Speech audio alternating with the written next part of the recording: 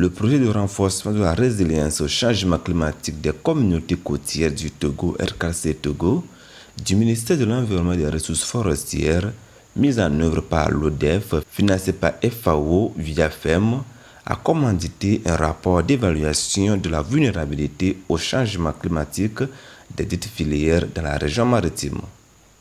Les rapports de cette évaluation sont au cœur d'un atelier de validation des 18, 19 et 20 mars 2024 à Tchévier. Vous n'êtes pas sans savoir qu'avec les effets du changement climatique, les résultats au niveau agricole ne sont pas à la hauteur. Et pour un peu juguler ce déficit, il faut aller au détail près des différents maillons de la production. Qu'on part de la production au niveau du champ, de la transformation jusqu'à ce que ça arrive dans le plat, il y a des maillons sur lesquels il faut agir pour valoriser le produit, mais aussi pour le rendre disponible à toute la communauté. Alors, suite à cette étude, aujourd'hui nous sommes avec les acteurs du manioc, demain nous serons avec ceux de ovin-caprin et mercredi on sera avec ceux du poisson. En présence du préfet de Zio, Etienne Kodjo Kadevi, qui a ouvert l'atelier, la FAO a renouvelé son soutien indéfectible d'accompagner le RKC Togo. La cérémonie de ce jour découle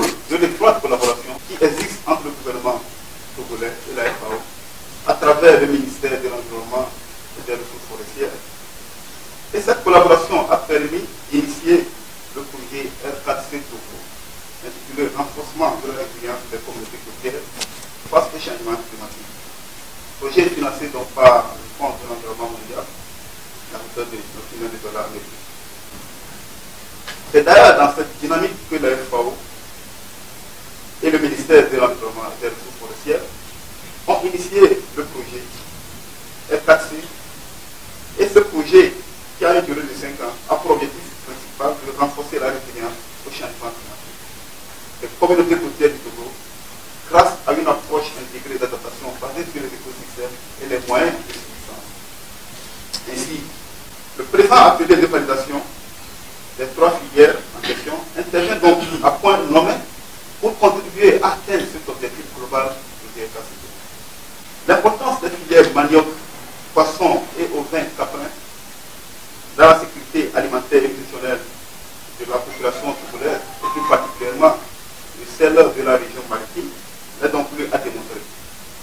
Cependant, ces dernières sont malheureusement confrontées aux effets néfastes des changements climatiques, impactant ainsi négativement le niveau de production et par conséquent le revenu des acteurs, notamment les petits producteurs.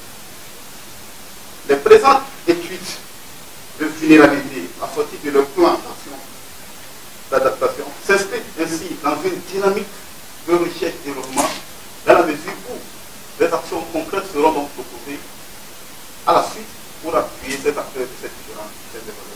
L'étude a été faite par un cabinet qui a relevé les impacts du changement climatique sur les 3 filières, à savoir le manioc, le poisson, les ovins et caprins, et proposé des solutions appropriées. Spécifiquement au niveau des producteurs de manioc, il a été remarqué clairement que le retard du début des saisons, la forte variabilité des pluies, puisque la saison de l'année passée et la saison d'avant l'année passée et celle qui est en train d'arriver n'ont plus les mêmes configurations. Les producteurs, ceux qui ont un âge très avancé, c'est-à-dire qui ont une grande expérience dans le domaine de la production agricole, ont pu confirmer cela en disant que voilà, le climat d'antan n'est plus semblable au climat d'aujourd'hui. Et nous le remarquons sur les rendements que nous avons dans la production de manioc. Nous avons eu à proposer des différentes options d'adaptation, voilà, en lien avec une approche aujourd'hui qui est une approche qui est basée sur l'intégration, voilà, des ressources naturelles avec le désir des communautés. C'est-à-dire que ici, voilà, nous voulons proposer des options d'adaptation, mais il faut faire attention au même moment aux ressources naturelles disponibles. Vivement que ces actions portent des fruits pour changer le quotidien des communautés bénéficiaires.